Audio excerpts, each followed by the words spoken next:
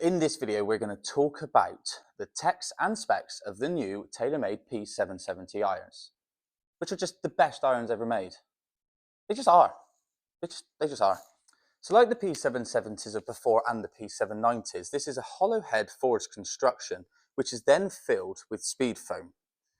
But this year it is 69% less dense, and that weight saving has then been distributed around the head for better performance and better feel. And then on our lower irons, all the way up to a 7 iron, we have a speed pocket in the bottom, which is also allowing for forgiveness in the longer irons, where we typically, a miss hit is a lower thin shot, so then we're still getting some power and some speed coming from that club. And then working alongside that is a technology called FLTD-CG, which is the way that Taylormade are distributing the centre of gravity dependent on the club. So in our lower end, our 3, 4, 5 irons, we have a centre of gravity which is very low. That is just helping to create speed, create power, and then helping with our distance. Then as the irons go up, so does the centre of gravity, meaning that as we go through the set, the spin gets more, the control gets more. With regards to the lofts of these irons, they are more traditional. And by that, I'll put it on the screen, you can see a 7 iron is at 33 degrees, whereas we will see in a lot of today's irons, they are designed more for power, for forgiveness. For instance, the Sim 2 irons that I currently use, a 7 iron is 26.5, 27 degrees. They come available with a stiff and an extra stiff shaft, and all come as standard with a black and grey Golf Pride grip. And for lack of a better phrase, it is actually really grippy and also really nice to look at. I suppose you would also compare it to a car tyre, I suppose.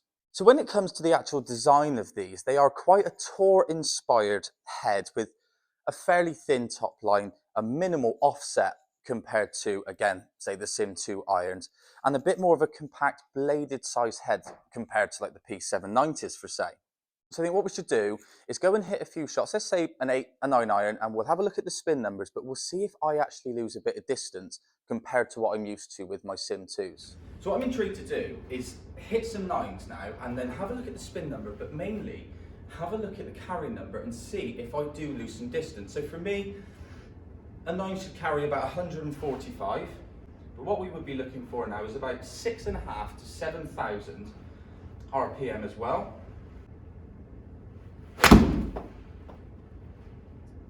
Right, so shot 1, 147 yard carry with 6,125 spin. So not bad on the spin, but the carry is exactly the same as what I've been used to, which I wasn't expecting for the change in lofts. Let's go again.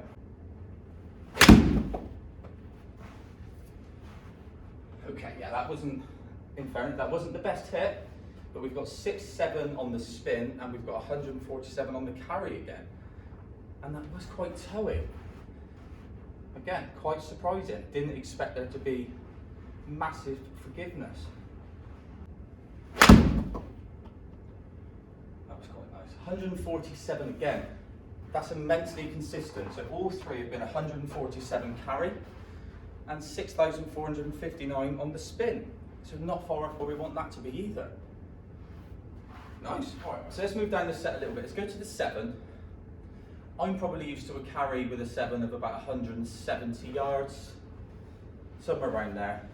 And now we'd be looking for a spin of around about 5,000.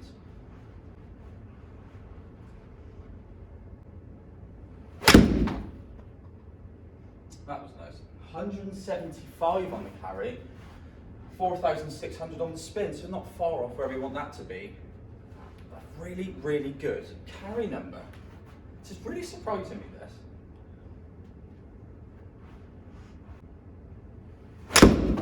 That was absolutely smashed. 179 carry, 4,500 RPM. Well, that went down the line. Yeah, dropped off a little bit there. 163. So that was very, very towy. 4,600 on the spin. So again, the consistency is actually really impressive. So another key fact for me, like with regards to irons like this compared to the Sim 2s which I'm using, would be like the finesse around the green. You know, when you just need those little bumps, for instance. So with how strong lofted the Sim 2s are, the game improvement irons, it's very difficult, if you will, to be delicate. So with a wedge, I'm just going to set myself a couple of numbers and just see if I can really control how this club reacts. Let's hit a wedge, see what the number is, and we'll work from there.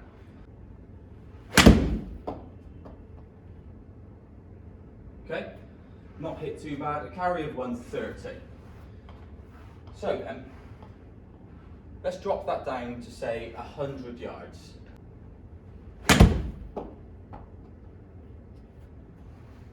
We'll say total because that was 101, so that would have been absolutely perfect.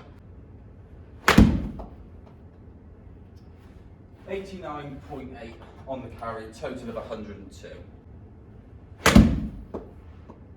There we go, 102.3 on the carry. And again, it does just feel more smooth, a lot more controlled, but we're going to go a whole nother step. We're going to go to like 60 yards, and I know at this point a lot of people were saying, you know, you would change your wedge. Of course you would, but if you're in that situation where, say, a lob wedge isn't the answer, it would be nice to know that we can control this enough to be what we want. 60 yards. It's not even a half swing. 69, a little bit too much.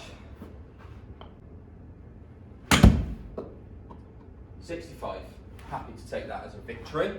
So when it comes to the design of these clubs and what they're actually made for, with your control, when it's just not designed for power, you genuinely do have a lot more control over them. So I suppose it comes down to who are these clubs suited for. So for me, I play off of 13, and at the moment I'm trying to sort of move away from my game improvement irons and move into that next stage, which I think these are, but they are that bladed effect looking club, the really slick looking club, but they still have some forgiveness packed in there. So I would say your mid handicap range would suit these the most. They're certainly not as forgiving as the likes of, say, the Sin 2s or other branded game improvement irons, but they're also not quite blades. I have done another video on the P770s where myself and Link took these on the course, we took them to Top Tracer, and that whole video is genuinely about whether I would bag these and whether they suit me. Click that video here or in the description to see if we think they're going to go in my bag.